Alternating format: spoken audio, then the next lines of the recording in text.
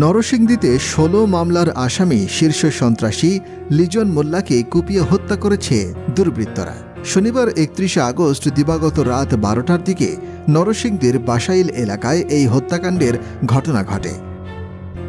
নরসিংদী সদর মডেল থানা পুলিশের ভারপ্রাপ্ত কর্মকর্তা ওসি তানভীর আহমেদ গণমাধ্যমকে বিষয়টি নিশ্চিত করেছেন। নিহত লিজন মোল্লা নরসিংদী পৌর শহরের বাসাইল এলাকার আলমগীর মোল্লার ছেলে এবং মৎস্যজীবী লীগ নেতা। তার বিরুদ্ধে নরসিংদীর সদর থানাসহ বিভিন্ন থানায় হত্যা, সন্ত্রাসী, ডাকাতি, চাঁদাবাজি সহ ১৬টি মামলা রয়েছে বলে জানিয়েছে পুলিশ। স্থানীয় লোকজন ও পুলিশ জানায়, শনিবার দিবাগত রাত ১২টার দিকে শহরের বাসাইল এলাকায় তার বাড়ির অদূরে দুর্বৃত্তরা তাকে কুপিয়ে গুরুতর আহত অবস্থায় ফেলে রেখে চলে যায়।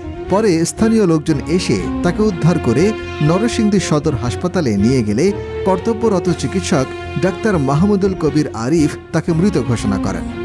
নরসিংদী সদর হাসপাতালে জরুরি বিভাগের কর্তব্যরত চিকিৎসক ডাক্তার মাহমুদুল কবির আরিফ বলেন, লিজন মোল্লা নামের একজনকে রাত ১২টা ৫ মিনিটে মৃত অবস্থায় হাসপাতালে আনা হয়। তার শরীরের বিভিন্ন স্থানে ধারালো অস্ত্রের আঘাতের চিহ্ন রয়েছে।